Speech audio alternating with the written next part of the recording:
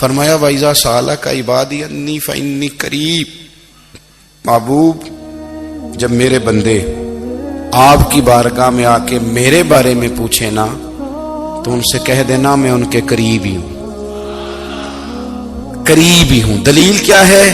یہ جب بھی مجھ سے دعا مانگیں گے میں ان کی دعاؤں کو قبول فرماؤں گا، میں ان کے قریب ہوں، میں ان کے قریب ہوں۔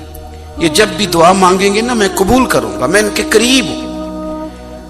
اللہ تبارک و تعالیٰ کے بندے اللہ سے محبت کرتے، رب کی بارگاہ میں جھکتے، اس کو اپنے دکھ سناتے، اس کے پیارے محبوب صلی اللہ تعالی علیہ وسلم کا وسیلہ لے کے اس کے حضور حاضر ہو جاتے، پیشانیاں سجدوں سے روشن ہوتی۔ ہم نا ہر چیز کے لیے وقت نکالتے ہیں، ہر چیز کے لیے، لیکن عبادت کے لیے وقت نہیں نکالتے۔ ہر شے آباد ہے، ہر شے، ہماری فیس بک بھی آباد ہے، واٹس ایپ بھی آباد ہے، ہمارے ٹویٹر بھی آباد ہیں، ہماری ہر چیز آباد ہے۔ سب سے کم آباد ہمارا مصلی رہ گیا ہے، سب سے کم۔ وہ لوگ اب ڈھونڈنے سے ملتے ہیں جن کی بغل میں مصلی ہوتا تھا۔ میرے بھائی آپ کتنا کو دنیا کے پیچھے بھاگو گے تھکا دے گی، کتنا دولت کے پیچھے بھاگو گے تھکا دے گی۔ آپ جب اپنی زندگی میں جمع تفریق کرو گے نا تو مرتے وقت احساس ہوگا کہ سارا کچھ تو لوگوں کے لیے کیا، اپنے لیے تو کر ہی کچھ نہیں سکے۔ اور ہم عبادت کے معاملے میں بہانے بازی بھی کرتے ہیں۔ ہم کہتے ہیں اوہو رزق کمانا بھی تو عبادت ہی ہے نا، تو میں حلال روزی کے لیے جا رہا ہوں، یہ بھی تو عبادت ہے نا۔ میری طرح کے لوگ کہہ دیتے ہیں کہ میں سویرے اٹھ کے مدرسے میں کچھ اسباق دیکھتا ہوں تو یہ بھی تو عبادت ہے، میں بیان کرنے کے لیے مطالعہ کرتا ہوں تو یہ بھی تو عبادت ہے نا، اتنے لمبے سفر کر کے ملک میں دنیا میں گھومتا ہوں تو یہ بھی تو میں عبادت ہی کر رہا ہوں۔ اب اسپیشل نفلوں کے لیے وقت کس طرح نکلے، اسپیشل کر کے تسبیح میں کیسے چلاؤں، میں سارا کچھ ہم بہانے بنا لیتے ہیں نا۔ میرا سوال یہ ہے کہ یہ ساری باتیں صحابہ کو، نبی کریم کو، دیگر لوگوں کو بھی تو پتہ تھی نا، لیکن آپ غور تو کریں 23 سال حضور کو وقت ملا، مختصر وقت ظاہراً تبلیغ کرنے کے لیے، پوری دنیا میں دین بھی پھیلانا ہے۔ گھر میں 11 ازواج ہے، 4 بیٹیاں ہیں، ان کی اولادیں، سارے کام کاج بھی دیکھنے، لیکن سیدہ طیبہ طاہرہ حضرت عائشہ صدیقہ رضی اللہ تعالیٰ عنہ فرماتی ہیں سارا دن تبلیغ کرتے، ہر غلام کے دکھ سنتے، گھر میں آتے تو اپنے گھر والوں کا خیال کرتے، کام میں ہمارا ہاتھ بٹاتے۔ قربان جاؤں، کہتی ہیں زمانہ سارا سو جاتا لیکن آمنہ کے لال مصلی بچھا لیتے۔ دنیا سو گئی، ساری سب سو گئے، جو خدام تھے، وہ جو غلام تھے وہ سو گئے۔ صحیح مسلم میں لفظ ملیں گے، سیدہ پاک فرماتی ہیں او میرے نبی کے غلاموں، میں نے یہ رنگ بھی دیکھا ہے کہ حضور نے اتنا کھڑے رہے، اتنا قیام کیا، اتنا قیام کیا کہ مقدس پیروں میں ورم آ گئے، سوج گئے پیر، اتنے بڑے۔ دل پہ ہاتھ رکھ کے نہیں بتا سکتا کہ میرے کبھی نماز میں پیر سوج گئے، کوئی نہیں بتا سکتا۔ بچوں کی روٹی کماتے تھک گئے بات الگ ہے، ہم سیر کرنے گئے تو تھک گئے بات الگ ہے، لیکن عبادت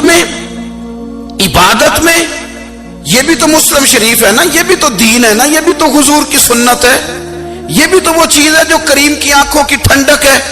سیدہ فرماتی ہیں پیروں میں ورم آ گئے، اور ساری رات ہی حضور نے نماز پڑھی اور ایک ہی آیت بار بار دہرائی۔ مسجد نبوی میں بلال حبشی نے فجر کی اذان دے دی اور حضور ابھی مصلی پہ تھے، کریم فارغ ہوئے، میں نے عرض کی یا رسول اللہ صلی اللہ علیہ وسلم آپ کے تو صدقے اللہ اگلے پچھلوں کے گناہ معاف کرے گا، تو آپ اتنی آہوزاری کیوں فرماتے ہیں؟ آپ تو شفیع ہیں، آپ تو انبیاء کے امام ہیں۔ تو حضور نے فرمایا عائشہ تم نے گنوایا ہے نا میرے اللہ کی مجھ پر کتنی رحمت ہے، افلا اکون عبدا شکورا، فرمایا اگر اس نے اتنی نعمتیں دی ہیں تو کیا میں اس کا شکر گزار بندہ نہ بنوں، میں شکر گزار بندہ نہ بنوں اس کا؟ پھر اگر اتنی نعمتیں اس نے دی ہیں، مجھے اتنا نوازا ہے، تو پھر میں اس کے سامنے سجدے نہ کروں؟ او میرے بھائی، بڑے قابل فخر لوگ ہیں ہم کہ ہم نبی پاک کے غلام ہیں، ہم قابل فخر ہیں کہ نبی کریم کے غلام ہیں، کیا کبھی اس غلامی کے شکرانے میں بھی 2 نفل پڑھے کہ یا اللہ تیرا شکر ہے تو نے ہمیں حضور کا غلام بنایا ہے؟ یاد رکھیں کہ اپنی روحانی زندگی کو آباد کریں، استغفار پڑھیں، تسبیحات کریں۔ حضرت عبداللہ ابن عمر رضی اللہ تعالیٰ عنہ حضرت عمر کے صاحبزادے ہیں، مکہ مکرمہ میں ان کی قبر ہے۔ میں نے جب انہیں پڑھا تو مجھے ان سے بڑا پیار ہو گیا، لیکن آپ کو پتہ ہے وہاں جا کے کسی شخص کا مزار تلاش کرنا یا پوچھنا ایک مشکل کام ہوتا ہے۔ تو ایک دفعہ میں مکہ شریف میں حاضر تھا تو ایک گاڑی والا ڈرائیور مجھے کہنے لگا کہ مولانا میں آپ کو جانتا ہوں، مجھے آپ سے محبت ہے، ایک بات بتاؤں آپ کو۔ میں نے کہا بتاؤ۔ کہنے لگے حضرت عبداللہ ابن عمر کی قبر دیکھنی ہے۔ میں نے کہا یہ تو نہیں کہہ رہا، یہ کسی نے بندوبست کرایا ہے، یہ اللہ نے تیرے دل میں بات ڈالی ہے، یہ ہو گیا تو لے چل مجھے۔ حضرت عبداللہ ابن عمر کو نبی پاک نے فرمایا تھا راجل صالح، یہ نیک بندہ ہے، یہ متقی آدمی۔ حضرت عبداللہ ابن عمر رضی اللہ تعالیٰ عنہ سیدنا فاروق اعظم رضی اللہ تعالیٰ عنہ کے صاحبزادے ہیں، اور ان کی ہمشیرہ سیدہ حفصہ رضی اللہ تعالیٰ عنہ حضور کی زوجہ محترمہ۔ ایک دن اپنی ہمشیرہ سے کہنے لگے کہ نبی کریم صلی اللہ تعالیٰ علیہ وسلم گھر میں آئے نا، اور اگر حضور غم امت میں پریشان نہ ہوں، طبیعت کو حشاش بشاش دیکھو، تو ذرا پوچھنا تو صحیح حضور کا میرے بارے میں کیا خیال ہے، پوچھنا تو صحیح کہ کریم کی بارگاہ میں میرا کیا مقام ہے، میرے بارے میں حضور کیا فرماتے ہیں۔ اب بہن کو کام بتائے، اور بتائے بھی بھائی، اور پھر بہن وہ کام نہ کرے، یہ تاریخ میں ہوتا نہیں۔ حضرت عمر فاروق رضی اللہ تعالیٰ عنہ کی صاحبزادی ام المومنین رضی اللہ تعالیٰ عنہ فرماتی ہیں کہ میں تو بس منتظر تھی۔ انہوں نے تو کہا تھا نا کہ اگر تم حشاش بشاش دیکھو تو بات کرنا، لیکن حضور تشریف لائے، میری باری تھی، میرے گھر تشریف لائے، کھانا پیش کیا تو فوراً میں نے عرض کی حضور ایک بات پوچھنی تھی۔ تو حضور نے فرمایا پوچھئے۔ میں نے عرض کی حضور میرے بھائی عبداللہ ابن عمر کے بارے میں آپ کا کیا خیال ہے؟ نوجوانوں میری بات پہ غور کرنا، میرے بھائی کے بارے میں آپ کا کیا خیال ہے؟ تو نبی کریم صلی اللہ تعالیٰ علیہ وآلہ وسلم نے میری طرف دیکھا، اور پھر حضور زیر لب تھوڑا مسکرائے، اور بریلی کے امام کہتے ہیں کہ حضور مسکرا دیتے تھے نا تو جو بڑا دکھی ہوتا تھا وہ بھی ہنس پڑتا تھا۔ اب سوال پیدا ہوتا تھا کہ پھر تو اس مسکراہٹ کے لیے انتظار کرنا پڑتا ہوگا کئی مہینے کہ حضور مسکرائیں تو رونے والے ہنسیں، تو اعلیٰ حضرت فرماتے نہیں، انتظار نہیں کرنا پڑتا، یہ مسکراتے رہنا تو حضور کی عادت ہے۔ جس کی تسکین سے روتے ہوئے ہنس پڑے، اس تبسم کی عادت پہ لاکھوں سلام۔ یعنی یہ تو عادت ہے حضور کی مسکراتے رہنا، اس کے لیے انتظار نہیں کرنا پڑتا۔ بھائیو آپ خیال رکھیں گے، غور کریں گے، حضرت عبداللہ ابن عمر رضی اللہ تعالیٰ عنہ کے بارے میں پوچھا تو سیدہ فرماتی ہیں کہ نبی کریم صلی اللہ تعالیٰ علیہ وسلم نہ زیر لب مسکرائے اور فرمایا حفصہ تیرا بھائی ہے تو اچھا، لیکن میں نے سنا ہے کہ عشاء کی نماز پڑھتا ہے تو فجر تک سویا ہی رہتا ہے۔ او نوجوانوں، 10 بجے تک سونے کی بات نہیں ہوئی، 9 بجے تک سونے کی بات نہیں ہوئی، 11 بجے اٹھنے کی بات نہیں۔ حضور فرمانے لگے میں نے سنا ہے کہ عشاء کی نماز پڑھ کے سو جاتا ہے اور فجر تک سویا ہی رہتا ہے، اسے چاہیے کہ تہجد کے وقت اٹھا کرے، اللہ کی بارگاہ میں حاضر ہوا کرے، آہوزاری کرے، سجدے کرے، عبادت کرے، اٹھتا ہے اور فجر میں جا کے اٹھتا ہے۔ حضرت جناب حفصہ رضی اللہ تعالیٰ عنہ کہتی ہے میں نے جناب عبداللہ ابن عمر کو پیغام دیا اور میں نے کہا میرے جوان بھائی سن، نبی پاک نے فرمایا ہے تو اچھا پر تہجد میں نہیں اٹھتا، نفل نہیں پڑھتا۔ او میری ملت کے جوانوں، مزہ نہیں آ جاتا جب ساری دنیا سوئی ہو، ساری دنیا، اور بستر بھی گرم ہو اور نیند بھی پورا غلبہ کر رہی ہو، اور اچانک گھنٹی بجے دماغ میں، آنکھ کھلے، گھڑی پہ نظر پڑے، 3:30 4 بجے کا پیغام گھڑی بتائے، اور کوئی چڑھتی جوانی والا اٹھ کے وضو کرے، اور جب وہ مصلی کھول کے بچھائے تو مدینے والے محبوب کہتے ہیں کہ ہر نماز پہ رب ثواب دیتا ہے، اور جو اٹھ کے تہجد کی نماز پڑھے اسے دیکھ کے تو رب مسکراتا ہے، جو اس کی شان کے لائق ہے، جو اس کی شان کے لائق، وہ مسکراتا ہے، خوش ہوتا ہے کہ میرا بندہ تہجد میں اٹھ گیا، وہ مسکراتا ہے۔ کاش ہماری صبحیں کبھی اپنے مالک کے نام ہو جائیں، کاش کے صبح۔ حضرت ابو الحسن رحمت اللہ تعالی علیہ حضرت معاذ ابن جبل رضی اللہ تعالیٰ عنہ کے پاس بیٹھا کرتے تھے، فرماتے ہیں ان سے جو پیار بڑھا تو پھر میرا مصلی سے بھی بڑھ گیا۔ تابعی ہیں، فرماتے ہیں صحابی رسول سے محبت ہوئی تو ذکر سے بھی ہو گئی، پھر درود شریف سے بھی ہو گئی، محبت ان سے بڑھی تو پھر اللہ نے مسجد کا پیار بھی بڑھا دیا۔ آپ فرماتے ہیں کہ میری ہر وقت طبیعت چاہتی تھی کہ بس اللہ اللہ کروں، بس اللہ اللہ کروں، بس نہ میں ذرا تھوڑی جان چھڑاؤں لوگوں سے، کوئی 10 منٹ ملے تو میں کوئی 4 نفل پڑھ لوں، میں تھوڑا سا نہ بچوں لوگوں سے، اور مجھے تسبیح ملے تو میں نہ کوئی 400-500 دفعہ استغفار پڑھوں، سبحان اللہ، الحمدللہ، اللہ اکبر، لا حول ولا قوت الا باللہ، میں نہ تسبیحات پڑھوں۔ فرماتے ہیں کہ بچے تھے گھر میں 6-7، غربت تھی، کام ملتا کوئی نہیں تھا، اور میں کام چور نہیں تھا، کام ڈھونڈتا تھا، پر اللہ کی قدرت کے کام نہیں ملتا تھا۔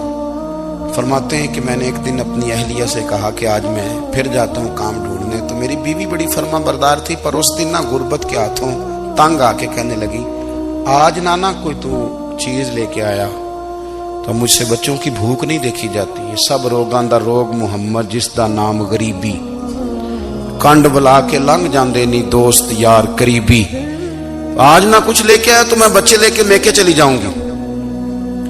شیخ فرماتے ہیں کہ میں بڑا پریشان گھر سے نکلا، پر میں نے صبح سے لے کے زور تک کام ڈھونڈا، کام ملا کوئی نہیں، تو میرے دل میں خیال آیا چلو کام نہیں ملتا تو اللہ اللہ تو کرے نا، چلو بندوں کی مزدوری نہیں ملتی تو رب کریم کی عبادت ہی کرتے ہیں۔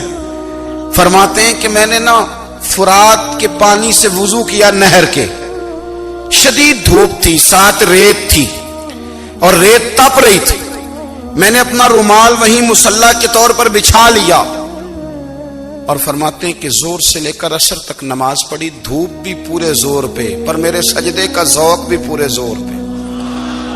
فرماتے ہیں سورج بھی چمک رہا ہے اور رب کی عبادت کا ذوق بھی پورے زور پہ، میں سجدہ کروں تو پھر میرا اٹھانے کو جی نہ چاہے۔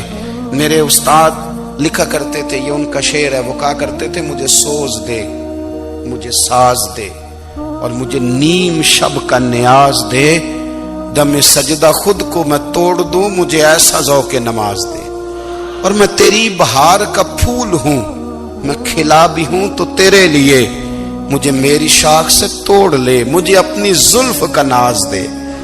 بھائی فرماتے ہیں کہ عصر تک میں نے نفل پڑھے، دل ڈھلنے لگا، عصر کی نماز پڑھی اور میں وہاں سے چلا۔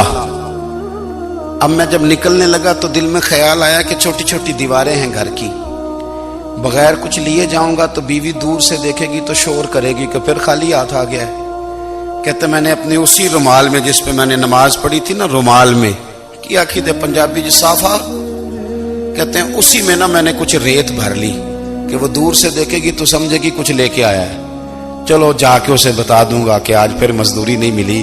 کہتے ہیں وہ ریت لے کر جب میں گھر میں گیا تو پہلے بیوی دروازے پہ کھڑی ہوتی تھی، پوچھتی تھی خالی ہاتھ آ گئے ہو؟ آج میں نے دیکھا تو ہے ہی کوئی نہیں۔ فرماتے ہیں میں اندر داخل ہوا، سلام لی، ایک کونے میں نے وہ رومال رکھ دیا اور میں نے آواز دی کہ بھلی مانس کہاں ہو؟ تو وہ کہنے لگی آپ منہ ہاتھ دھو لیں، میں روٹی لے کے آئی۔ میں نے کہا روٹی کہاں سے آ گئی؟ یہاں تو کئی دنوں کے فاقے، تو کئی دنوں کی غربت ہے، یہاں تو اس گھر میں تو فقیری ہے۔ فرماتے ہیں کہ وہ روٹی لے کے آئی اور اس وقت کی جو موجودہ نعمتیں تھیں، سمجھ لیں سلاد، اچار، ہر چیز ساتھ لائی۔ میں نے کہا کہ بچے کہاں گئے؟ کہنے لگی وہ کھانا کھا کے کھیلنے گئے، آپ کھانا کھا لیں آ جاتے۔ کھانا اس نے چن دیا۔ میں نے حیرت انگیز لہجے میں ساری نعمتیں اپنے دسترخوان پہ دیکھ کر کے بیوی سے پوچھا یہ کہاں سے آیا کھانا؟ بچوں کو تو نے کہاں سے کھانا کھلایا؟ یہ سارا کچھ کیسا ہے؟ کہنے لگی پتہ نہیں آج آپ کس کریم کی مزدوری کرنے چلے گئے تھے، پتہ نہیں کس کریم کی، میرے گھر میں تو اتنی نعمتیں آئی ہیں کہ مجھ سے سنبھالی نہیں جا رہی، اتنا اناج ہے، اتنا گندم ہے، کس کریم کے دروازے آج چلے گئے تھے؟ یہ کہتے کہتے وہ اٹھی اور اٹھ کر کے کہنے لگی پہلے بڑا کچھ آیا تھا، اب کیا لے آئے ہو؟ اور جا کر کے نا اس نے وہ ریت والا رومال کھولا، کہنے لگے میں تو لے کے آیا تھا ریت، تو میرے رب نے اسے بھی سونے اور ہیرے بنا دیا تھا۔ جب آپ کی توجہ اللہ کی جانب، میرے نبی پاک صلی اللہ تعالی علیہ وسلم نے فرمایا ہر چیز اپنے رب سے مانگ، ہر چیز مانگ، ہر چیز مانگ۔ یا رسول اللہ کیا کچھ؟ میرے محبوب نے فرمایا تیرے گھر میں نمک بھی ختم ہو جائے تو وہ بھی اپنے رب سے مانگا کر، تو مانگنا وہ تجھے دے گا، تو اس کی بارگاہ میں کشکول طلب دراز تو کرنا۔ اور ترمذی شریف میں عجیب لفظ ہے، رسول کائنات نے فرمایا، رب کریم فرماتا ہے جب میرا بندہ ہاتھ اٹھاتا ہے نا تو مجھے حیا آتی ہے کہ میں خالی کیسے لوٹا دوں اس کے۔ اتنے بڑے بادشاہ کی بارگاہ میں دعا کی بڑی طاقت ہے۔ میرے نبی پاک نے فرمایا دعا مومن کا ہتھیار ہے، دعا مومن کا، دعا مومن کا۔ حضور نے فرمایا تقدیر کو سوائے دعا کے کوئی چیز نہیں بدل سکتی، دعا مومن کا ہتھیار ہے، یہ کافر کے پاس کوئی نہیں، یہ ہتھیار ہے مومن کا۔ اللہ کرے آپ کو سمجھ آئے، پھر سنیں، کئی بار کہہ چکا ہوں یہ ہتھیار ہے۔ کافر کے مقابلے میں جو تیرے پاس سب سے بڑا ہتھیار ہے وہ دعا ہے۔ دعائیں کرانی چھوڑ دی، کرنی چھوڑ دی، لینی چھوڑ دی۔ حضرت سیدنا انس بن مالک رضی اللہ تعالیٰ عنہ فرمایا کرتے تھے میں نے وہ رنگ دیکھا ہے جب حضور دعا مانگتے تھے اور حضور کی مقدس آنکھوں میں آنسو بھی ساتھ ہی بہا کرتے تھے، میں نے وہ انداز دیکھا ہے۔ بھائی اپنا مصلی کا، عبادت کا، وظائف کا، اللہ اللہ کا سلسلہ اس کو مضبوط کرے، اپنی دعاؤں کے تعلق کو مضبوط کرے۔ دعائیں بڑے انقلاب برپا کر دیتی ہیں۔ ہم تھوڑے تھوڑے نا جب سے خشک ہوئے ہیں نا، خشک، اور میری تو جماعت ہی صوفیاء کی جماعت تھی، ہم تو داتا علی اجمیری کی جماعت سے، ہم تو خواجہ اجمیری کی جماعت سے، ہم تو شیخ احمد فاروق سرہندی کی جماعت سے، ہم تو صوفیاء کی جماعت۔ ہماری جماعت نے بھی وہ تعلق جو ہمارے بزرگوں نے بنایا تھا۔ بزرگ اللہ کے قریب کیسے جاتا ہے؟ تو ہمارے یہاں نا بہت سارے لوگ کہتے ہیں جی نظر ہو گئی تو کام ہو گیا۔ بھائی جو بخاری مسلم میں طریقہ ہے نا اللہ کا قرب پانے کا، وہ تو نفل ہے۔ نبی کریم علیہ الصلوۃ والسلام نے فرمایا بندہ نفلوں کے ذریعے رب کے قریب جاتا ہے، اور اتنا قریب جاتا ہے کہ پھر اللہ اس کی زبان بن جاتا ہے، اللہ اس کی آنکھیں بن جاتا ہے، کان بن جاتا ہے، ہاتھ اور پیر بن جاتا ہے۔ تو یہ تو عبادت ہے، یہ تو اللہ کی بارگاہ کی حاضری ہے جو آپ کو اللہ کے قریب کرے گی۔ فرمایا وَإِذَا سَأَلَكَ عِبَادِي أَنِّي فَإِنِّي قَرِيبٌ، محبوب جب میرے بندے آپ کی بارگاہ میں آ کے میرے بارے میں پوچھے نا تو ان سے کہہ دینا میں ان کے قریب ہی ہوں، قریب ہی ہوں۔ دلیل کیا ہے؟ یہ جب بھی مجھ سے دعا مانگیں گے میں ان کی دعاؤں کو قبول فرماؤں گا، میں ان کے قریب ہوں، میں ان کے قریب ہوں۔ یہ جب بھی دعا مانگیں گے نا میں قبول کروں گا، میں ان کے قریب ہوں۔ اللہ تبارک و تعالیٰ کے بندے اللہ سے محبت کرتے، رب کی بارگاہ میں جھکتے، اس کو اپنے دکھ سناتے، اس کے پیارے محبوب صلی اللہ تعالی علیہ وسلم کا وسیلہ لے کے اس کے حضور حاضر ہو جاتے، پیشانیاں سجدوں سے روشن ہوتی۔ ہم نا ہر چیز کے لیے وقت نکالتے ہیں، ہر چیز کے لیے، لیکن عبادت کے لیے وقت نہیں نکالتے۔ ہر شے آباد ہے، ہر شے، ہماری فیس بک بھی آباد ہے، واٹس ایپ بھی آباد ہے، ہمارے ٹویٹر بھی آباد ہیں، ہماری ہر چیز آباد ہے۔ سب سے کم آباد ہمارا مصلی رہ گیا ہے، سب سے کم۔ وہ لوگ اب ڈھونڈنے سے ملتے ہیں جن کی بغل میں مصلی ہوتا تھا۔ میرے بھائی آپ کتنا کو دنیا کے پیچھے بھاگو گے تھکا دے گی، کتنا دولت کے پیچھے بھاگو گے تھکا دے گی۔ آپ جب اپنی زندگی میں جمع تفریق کرو گے نا تو مرتے وقت احساس ہوگا کہ سارا کچھ تو لوگوں کے لیے کیا، اپنے لیے تو کر ہی کچھ نہیں سکے۔ اور ہم عبادت کے معاملے میں بہانے بازی بھی کرتے ہیں۔ ہم کہتے ہیں اوہو رزق کمانا بھی تو عبادت ہی ہے نا، تو میں حلال روزی کے لیے جا رہا ہوں، یہ بھی تو عبادت ہے نا۔ میری طرح کے لوگ کہہ دیتے ہیں کہ میں سویرے اٹھ کے مدرسے میں کچھ اسباق دیکھتا ہوں تو یہ بھی تو عبادت ہے۔ میں بیان کرنے کے لیے مطالعہ کرتا ہوں تو یہ بھی تو عبادت ہے نا. اتنے لمبے سفر کر کے ملک میں دنیا میں گھومتا ہوں تو یہ بھی تو میں عبادت ہی کر رہا ہوں. اب اسپیشل نفلوں کے لیے وقت کس طرح نکلے, اسپیشل کر کے تسبیح میں کیسے چلاؤں, میں سارا کچھ ہم بہانے بنا لیتے ہیں نا. میرا سوال یہ ہے کہ یہ ساری باتیں صحابہ کو, نبی کریم کو, دیگر لوگوں کو بھی تو پتہ تھی نا. لیکن آپ غور تو کریں, 23 سال حضور کو وقت ملا, مختصر وقت ظاہراً تبلیغ کرنے کے لیے. پوری دنیا میں دین بھی پھیلانا ہے. گھر میں 11 ازواج ہے, 4 بیٹیاں ہیں, ان کی اولادیں, سارے کام کاج بھی دیکھنے. لیکن سیدہ طیبہ طاہرہ حضرت عائشہ صدیقہ رضی اللہ تعالیٰ عنہ فرماتی ہیں سارا دن تبلیغ کرتے, ہر غلام کے دکھ سنتے, گھر میں آتے تو اپنے گھر والوں کا خیال کرتے, کام میں ہمارا ہاتھ بٹاتے. قربان جاؤں, کہتی ہیں زمانہ سارا سو جاتا لیکن آمنہ کے لال مصلی بچھا لیتے. دنیا سو گئی, ساری سب سو گئے. جو خدام تھے, وہ جو غلام تھے, وہ سو گئے. صحیح مسلم میں لفظ ملیں گے, سیدہ پاک فرماتی ہیں او میرے نبی کے غلاموں, میں نے یہ رنگ بھی دیکھا ہے کہ حضور نے اتنا کھڑے رہے, اتنا قیام کیا, اتنا قیام کیا کہ مقدس پیروں میں ورم آ گئے, سوج گئے پیر. اتنے بڑے دل پہ ہاتھ رکھ کے نہیں بتا سکتا کہ میرے کبھی نماز میں پیر سوج گئے, کوئی نہیں بتا سکتا. بچوں کی روٹی کماتے تھک گئے, بات الگ ہے. ہم سیر کرنے گئے تو تھک گئے, بات الگ ہے. لیکن عبادت میں یہ بھی تو مسلم شریف ہے نا, یہ بھی تو دین ہے نا, یہ بھی تو حضور کی سنت ہے, یہ بھی تو وہ چیز ہے جو کریم کی آنکھوں کی ٹھنڈک ہے. سیدہ فرماتی ہیں پیروں میں ورم آ گئے, اور ساری رات ہی حضور نے نماز پڑھی اور ایک ہی آیت بار بار دہرائی. مسجد نبوی میں بلال حبشی نے فجر کی اذان دے دی اور حضور ابھی مصلی پہ تھے. کریم فارغ ہوئے, میں نے عرض کی یا رسول اللہ صلی اللہ علیہ وسلم, آپ کے تو صدقے اللہ اگلے پچھلوں کے گناہ معاف کرے گا, تو آپ اتنی آہوزاری کیوں فرماتے ہیں؟ آپ تو شفیع ہیں, آپ تو انبیاء کے امام ہیں. تو حضور نے فرمایا عائشہ تم نے گنوایا ہے نا میرے اللہ کی مجھ پر کتنی رحمت ہے.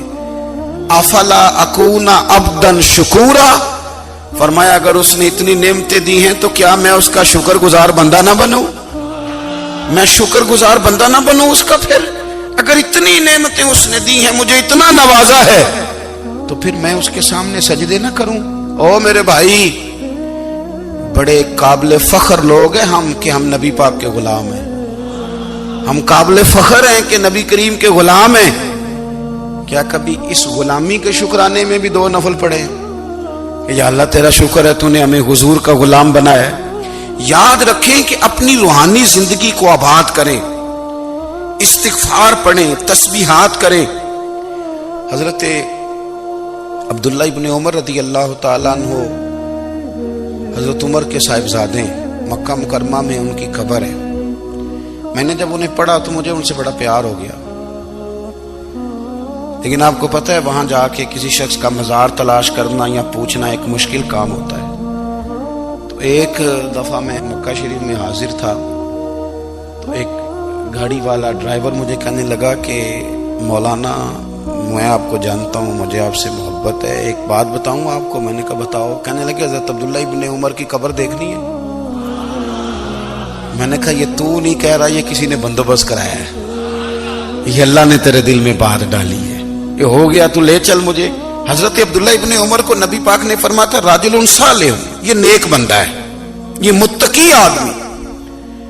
حضرت عبداللہ ابن عمر رضی اللہ تعالیٰ عنہ سیدنا فاروق اعظم رضی اللہ تعالیٰ عنہ کے صاحبزادے ہیں, اور ان کی ہمشیرہ سیدہ حفصہ رضی اللہ تعالیٰ عنہ حضور کی زوجہ محترمہ. ایک دن اپنی ہمشیرہ سے کہنے لگے کہ نبی کریم صلی اللہ تعالیٰ علیہ وسلم گھر میں آئے نا, اور اگر حضور غم امت میں پریشان نہ ہوں, طبیعت کو حشاش بشاش دیکھو, تو ذرا پوچھنا تو صحیح حضور کا میرے بارے میں کیا خیال ہے, پوچھنا تو صحیح کہ کریم کی بارگاہ میں میرا کیا مقام ہے, میرے بارے میں حضور کیا فرماتے ہیں. اب بہن کو کام بتائے اور بتائے بھی بھائی, اور کوئی بہن وہ کام نہ کرے, یہ تاریخ میں ہوتا نہیں. حضرت عمر فاروق رضی اللہ تعالیٰ عنہ کی صاحبزادی ام المومنین رضی اللہ تعالیٰ عنہ فرماتی ہیں کہ میں تو بس منتظر تھی. انہوں نے تو کہا تھا نا کہ اگر تم حشاش بشاش دیکھو تو بات کرنا، لیکن حضور تشریف لائے، میری باری تھی، میرے گھر تشریف لائے، کھانا پیش کیا تو فوراً میں نے عرض کی حضور ایک بات پوچھنی تھی. تو حضور نے فرمایا پوچھئے. میں نے عرض کی حضور میرے بھائی عبداللہ ابن عمر کے بارے میں آپ کا کیا خیال ہے؟ نوجوانوں میری بات پہ غور کرنا، میرے بھائی کے بارے میں آپ کا کیا خیال ہے؟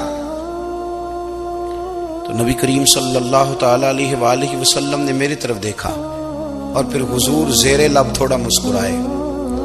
اور بریلی کے امام کہتے ہیں کہ حضور مسکرا دیتے تھے نا تو جو بڑا دکھی ہوتا تھا وہ بھی ہنس پڑتا تھا. اب سوال پیدا ہوتا تھا کہ پھر تو اس مسکراہٹ کے لیے انتظار کرنا پڑتا ہوگا کئی مہینے کہ حضور مسکرائیں تو رونے والے ہنسیں. تو اعلیٰ حضرت فرماتے نہیں، انتظار نہیں کرنا پڑتا، یہ مسکراتے رہنا تو حضور کی عادت ہے. جس کی تسکین سے روتے ہوئے ہنس پڑے اس تبسم کی عادت پہ لاکھوں سلام. یعنی یہ تو عادت ہے حضور کی مسکراتے رہنا، اس کے لیے انتظار نہیں کرنا پڑتا. بھائیو آپ خیال رکھیں گے، غور کریں گے. حضرت عبداللہ ابن عمر رضی اللہ تعالیٰ عنہ کے بارے میں پوچھا تو سیدہ فرماتی ہیں کہ نبی کریم صلی اللہ تعالی علیہ وسلم نہ زیر لب مسکرائے اور فرمایا حفصہ تیرا بھائی ہے تو اچھا، لیکن میں نے سنا ہے کہ عشاء کی نماز پڑھتا ہے تو فجر تک سویا ہی رہتا ہے. او نوجوانوں، 10 بجے تک سونے کی بات نہیں ہوئی، 9 بجے تک سونے کی بات نہیں ہوئی، 11 بجے اٹھنے کی بات نہیں. حضور فرمانے لگے میں نے سنا ہے کہ عشاء کی نماز پڑھ کے سو جاتا ہے اور فجر تک سویا ہی رہتا ہے. اسے چاہیے کہ تہجد کے وقت اٹھا کرے، اللہ کی بارگاہ میں حاضر ہوا کرے، آہوزاری کرے، سجدے کرے، عبادت کرے. اٹھتا ہے اور فجر میں جا کے اٹھتا ہے. حضرت جناب حفصہ رضی اللہ تعالیٰ عنہ کہتی ہے میں نے جناب عبداللہ ابن عمر کو پیغام دیا اور میں نے کہا میرے جوان بھائی سن. نبی پاک نے فرمایا ہے تو اچھا پر تہجد میں نہیں اٹھتا، نفل نہیں پڑھتا. او میری ملت کے جوانوں، مزہ نہیں آ جاتا جب ساری دنیا سوئی ہو، ساری دنیا، اور بستر بھی گرم ہو اور نیند بھی پورا غلبہ کر رہی ہو، اور اچانک گھنٹی بجے دماغ میں، آنکھ کھلے، گھڑی پہ نظر پڑے، 3:30 4 بجے کا پیغام گھڑی بتائے، اور کوئی چڑھتی جوانی والا اٹھ کے وضو کرے، اور جب وہ مصلی کھول کے بچھائے تو مدینے والے محبوب کہتے ہیں کہ ہر نماز پہ رب ثواب دیتا ہے، اور جو اٹھ کے تہجد کی نماز پڑھے اسے دیکھ کے تو رب مسکراتا ہے، جو اس کی شان کے لائق ہے، جو اس کی شان کے لائق، وہ مسکراتا ہے، خوش ہوتا ہے کہ میرا بندہ تہجد میں اٹھ گیا، وہ مسکراتا ہے.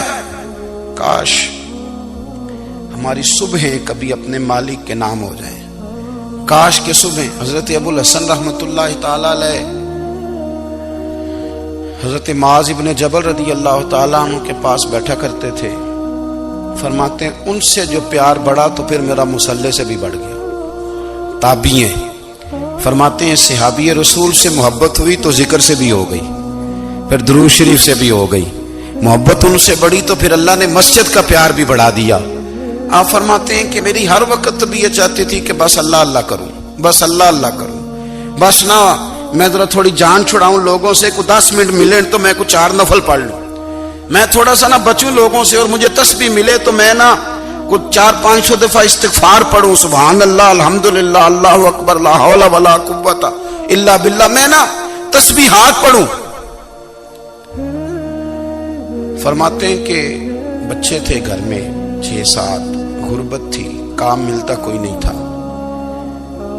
اور میں کام چور نہیں تھا، کام ڈھونڈتا تھا، پر اللہ کی قدرت کے کام نہیں ملتا تھا. فرماتے ہیں کہ میں نے ایک دن اپنی اہلیہ سے کہا کہ آج میں پھر جاتا ہوں کام ڈھونڈنے. تو میری بیوی بڑی فرما بردار تھی، پر اس دن نہ غربت کے ہاتھوں تنگ آ کے کہنے لگی آج نانا کوئی تو چیز لے کے آیا. تو مجھ سے بچوں کی بھوک نہیں دیکھی جاتی. یہ سب روگاں دا روگ محمد جس دا نام غریبی، کنڈ بلا کے لنگ جاندے نہیں دوست یار قریبی. آج نہ کچھ لے کے آیا تو میں بچے لے کے چلی جاؤں گی. شیخ فرماتے ہیں کہ میں بڑا پریشان گھر سے نکلا، پر میں نے صبح سے لے کے زور تک کام ڈھونڈا، کام ملا کوئی نہیں۔ تو میرے دل میں خیال آیا چلو کام نہیں ملتا تو اللہ اللہ تو کرے نا، چلو بندوں کی مزدوری نہیں ملتی تو رب کریم کی عبادت ہی کرتے ہیں۔ فرماتے ہیں کہ میں نے نا فرات کے پانی سے وضو کیا، نہر کے، شدید دھوپ تھی، ساتھ ریت تھی اور ریت تپ رہی تھی، میں نے اپنا رومال وہیں مصلی کے طور پر بچھا لیا اور فرماتے ہیں کہ زور سے لے کر عصر تک نماز پڑھی، دھوپ بھی پورے زور پہ پر میرے سجدے کا ذوق بھی پورے زور پہ۔ فرماتے ہیں سورج بھی چمک رہا ہے اور رب کی عبادت کا ذوق بھی پورے زور پہ، میں سجدہ کروں تو پھر میرا اٹھانے کو جی نہ چاہے۔ میرے استاد لکھا کرتے تھے، یہ ان کا شعر ہے، وہ کہا کرتے تھے مجھے سوز دے، مجھے ساز دے اور مجھے نیم شب کا نیاز دے، دم سجدہ خود کو میں توڑ دوں، مجھے ایسا ذوق نماز دے۔ اور میں تیری بہار کا پھول ہوں، میں کھلا بھی ہوں تو تیرے لیے، مجھے میری شاخ سے توڑ لے، مجھے اپنی زلف کا ناز دے۔ بھائی فرماتے ہیں کہ عصر تک میں نے نفل پڑھے، دل ڈھلنے لگا، عصر کی نماز پڑھی اور میں وہاں سے چلا۔ اب میں جب نکلنے لگا تو دل میں خیال آیا کہ چھوٹی چھوٹی دیواریں ہیں گھر کی، بغیر کچھ لیے جاؤں گا تو بیوی دور سے دیکھے گی تو شور کرے گی کہ پھر خالی ہاتھ آ گیا ہے۔ کہتے میں نے اپنے اسی رومال میں جس پہ میں نے نماز پڑھی تھی نا، رومال میں کی آخی دے پنجابی جو صافہ کہتے ہیں، اسی میں نا میں نے کچھ ریت بھر لی کہ وہ دور سے دیکھے گی تو سمجھے گی کچھ لے کے آیا ہے، چلو جا کے اسے بتا دوں گا کہ آج پھر مزدوری نہیں ملی۔ کہتے ہیں وہ ریت لے کر جب میں گھر میں گیا تو پہلے بیوی دروازے پہ کھڑی ہوتی تھی، پوچھتی تھی خالی ہاتھ آ گئے ہو؟ آج میں نے دیکھا تو ہے ہی کوئی نہیں۔ فرماتے ہیں میں اندر داخل ہوا، سلام لی، ایک کونے میں میں نے وہ رومال رکھ دیا اور میں نے آواز دی کہ بھلی مانس کہاں ہو؟ تو وہ کہنے لگی آپ منہ ہاتھ دھو لیں، میں روٹی لے کے آئی۔ میں نے کہا روٹی کہاں سے آ گئی؟ یہاں تو کئی دنوں کے فاقے، تو کئی دنوں کی غربت ہے، یہاں تو اس گھر میں تو فقیری ہے۔ فرماتے ہیں کہ وہ روٹی لے کے آئی اور اس وقت کی جو موجودہ نعمتیں تھیں، سمجھ لیں سلاد، اچار، ہر چیز ساتھ لائی۔ میں نے کہا کہ بچے کہاں گئے؟ کہنے لگی وہ کھانا کھا کے کھیلنے گئے، آپ کھانا کھا لیں آ جاتے۔ کھانا اس نے چن دیا۔ میں نے حیرت انگیز لہجے میں ساری نعمتیں اپنے دسترخوان پہ دیکھ کر کے بیوی سے پوچھا یہ کہاں سے آیا کھانا؟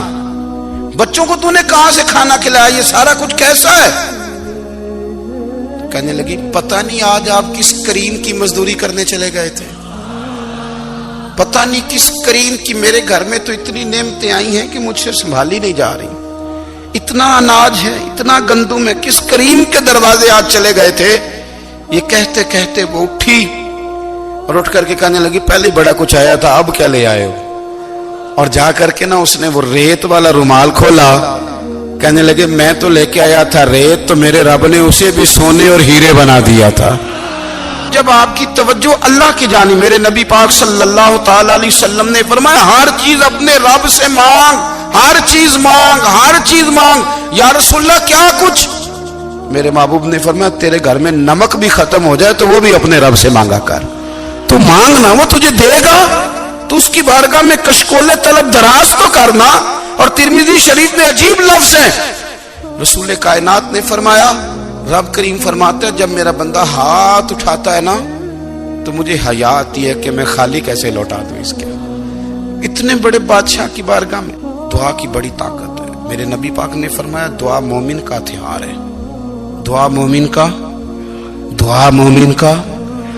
حضور نے فرمایا تقدیر کو سوائے دعا کے کوئی چیز نہیں بدل سکتی، دعا مومن کا ہتھیار ہے، یہ کافر کے پاس کوئی نہیں، یہ ہتھیار ہے مومن کا۔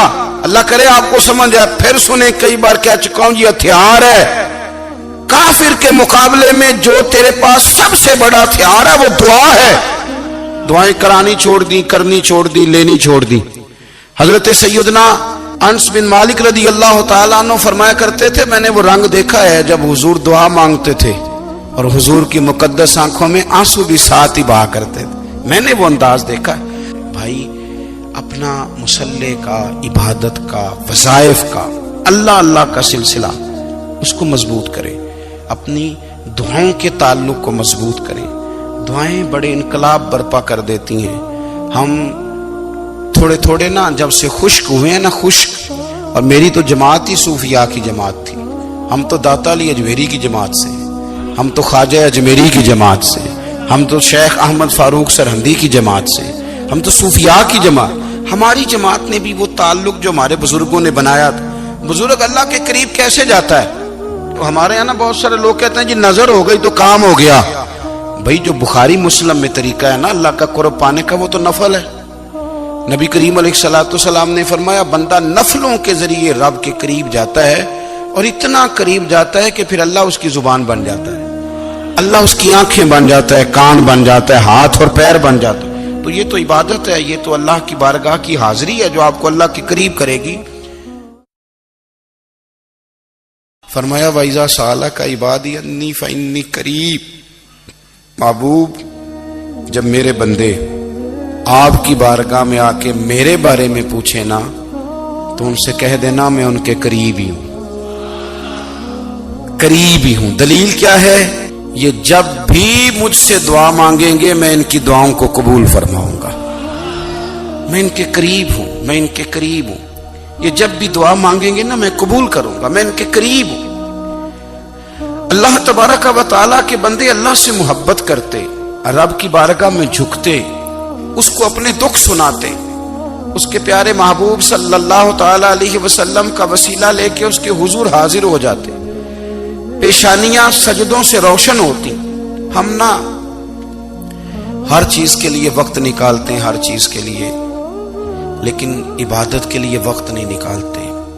ہر شے آباد ہے، ہر شے، ہماری فیس بک بھی آباد ہے، واٹس ایپ بھی آباد ہے، ہمارے ٹویٹر بھی آباد ہیں، ہماری ہر چیز آباد ہے۔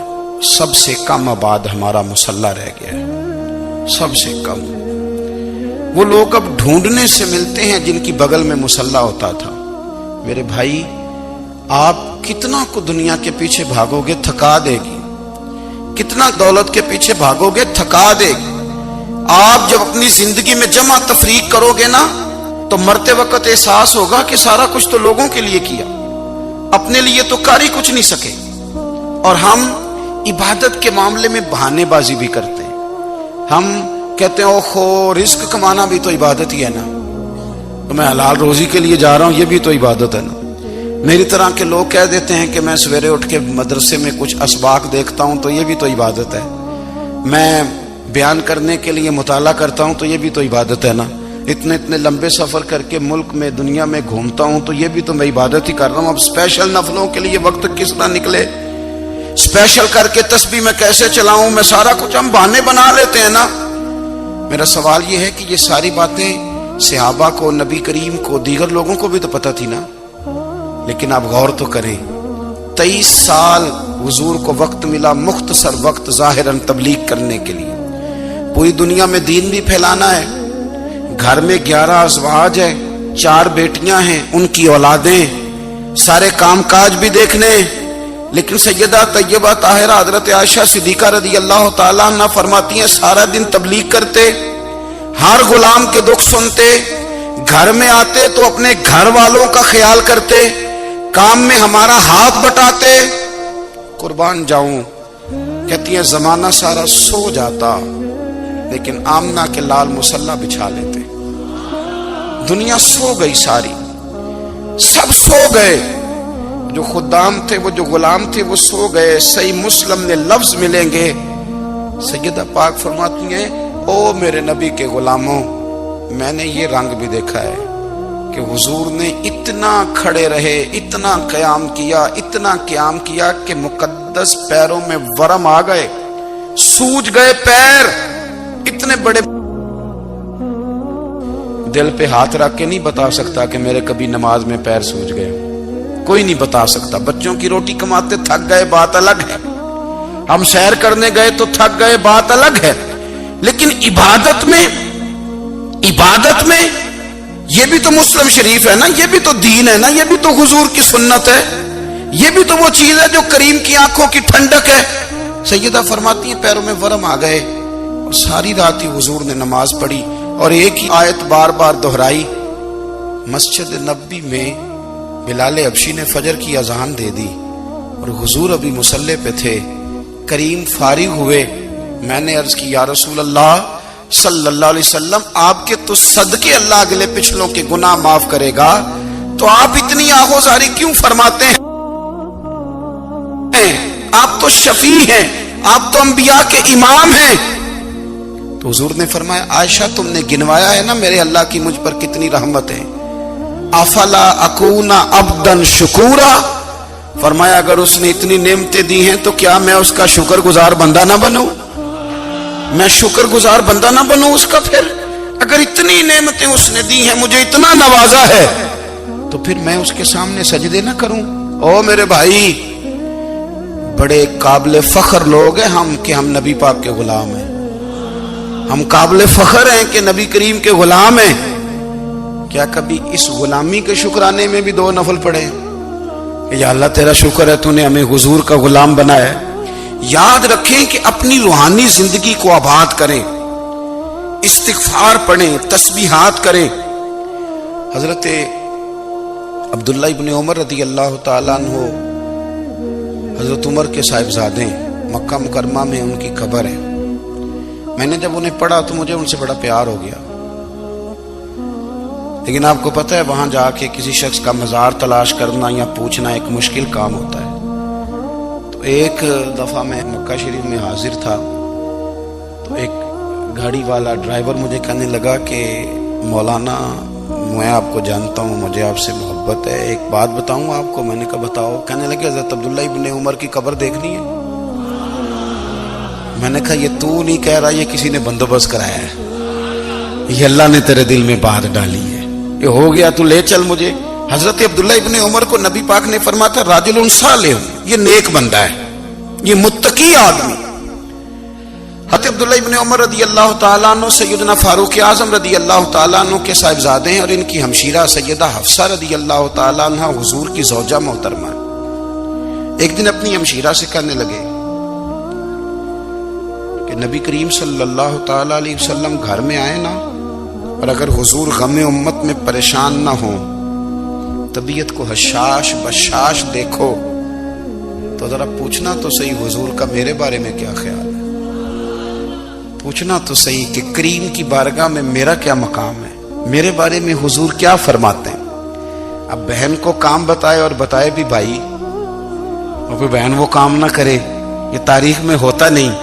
حضرت عمر فاروق رضی اللہ تعالیٰ عنہ کی صاحبزادی ام المومنین رضی اللہ تعالیٰ عنہ فرماتی ہیں کہ میں تو بس منتظر تھی. انہوں نے تو کہا تھا نا کہ اگر تم حشاش بشاش دیکھو تو بات کرنا، لیکن حضور تشریف لائے، میری باری تھی، میرے گھر تشریف لائے، کھانا پیش کیا تو فوراً میں نے عرض کی حضور ایک بات پوچھنی تھی. تو حضور نے فرمایا پوچھئے. میں نے عرض کی حضور میرے بھائی عبداللہ ابن عمر کے بارے میں آپ کا کیا خیال ہے؟ نوجوانوں میری بات پہ غور کرنا، میرے بھائی کے بارے میں آپ کا کیا خیال ہے؟ تو نبی کریم صلی اللہ تعالیٰ علیہ وآلہ وسلم نے میری طرف دیکھا اور پھر حضور زیر لب تھوڑا مسکرائے. اور بریلی کے امام کہتے ہیں کہ حضور مسکرا دیتے تھے نا تو جو بڑا دکھی ہوتا تھا وہ بھی ہنس پڑتا تھا. اب سوال پیدا ہوتا تھا کہ پھر تو اس مسکراہٹ کے لیے انتظار کرنا پڑتا ہوگا کئی مہینے کہ حضور مسکرائیں تو رونے والے ہنسیں. تو اعلیٰ حضرت فرماتے نہیں، انتظار نہیں کرنا پڑتا، یہ مسکراتے رہنا تو حضور کی عادت ہے. جس کی تسکین سے روتے ہوئے ہنس پڑے اس تبسم کی عادت پہ لاکھوں سلام. یعنی یہ تو عادت ہے حضور کی مسکراتے رہنا، اس کے لیے انتظار نہیں کرنا پڑتا.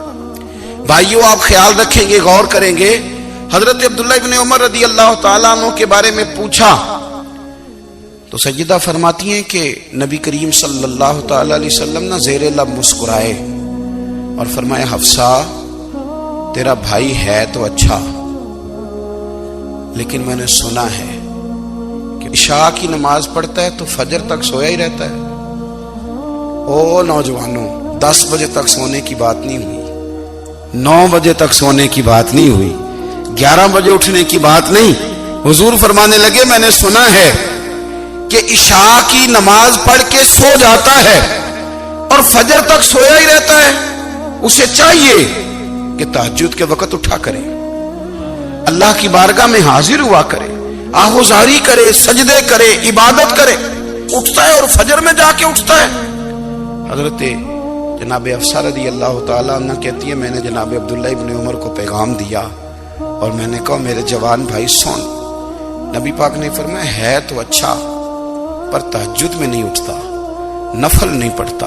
او میری ملت کے جوانوں، مزہ نہیں آ جاتا جب ساری دنیا سوئی ہو، ساری دنیا، اور بستر بھی گرم ہو اور نیند بھی پورا غلبہ کر رہی ہو، اور اچانک گھنٹی بجے دماغ میں، آنکھ کھلے، گھڑی پہ نظر پڑے، 3:30 4 بجے کا پیغام گھڑی بتائے، اور کوئی چڑھتی جوانی والا اٹھ کے وضو کرے، اور جب وہ مصلی کھول کے بچھائے تو مدینے والے محبوب کہتے ہیں کہ ہر نماز پہ رب ثواب دیتا ہے، اور جو اٹھ کے تہجد کی نماز پڑھے اسے دیکھ کے تو رب مسکراتا ہے، جو اس کی شان کے لائق ہے، جو اس کی شان کے لائق، وہ مسکراتا ہے، خوش ہوتا ہے کہ میرا بندہ تہجد میں اٹھ گیا، وہ مسکراتا ہے۔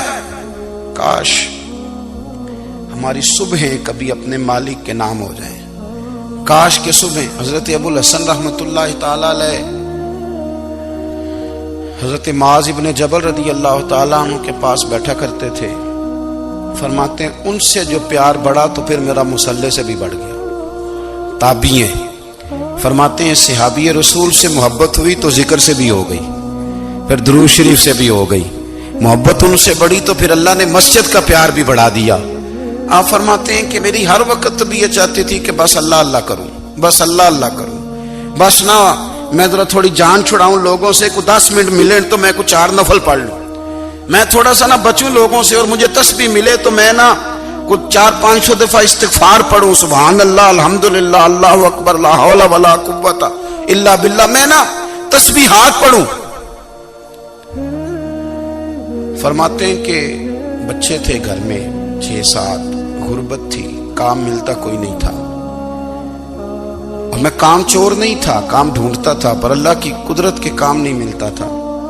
فرماتے ہیں کہ میں نے ایک دن اپنی اہلیہ سے کہا کہ آج میں پھر جاتا ہوں کام ڈھونڈنے، تو میری بیوی بڑی فرما بردار تھی، پر اس دن نہ غربت کے ہاتھوں تنگ آ کے کہنے لگی آج نانا کوئی تو چیز لے کے آیا، تو مجھ سے بچوں کی بھوک نہیں دیکھی جاتی، یہ سب روگاں دا روگ محمد جس دا نام غریبی، کنڈ بلا کے لنگ جاندے نہیں دوست یار قریبی، آج نہ کچھ لے کے آیا تو میں بچے لے کے میکے چلی جاؤں گی۔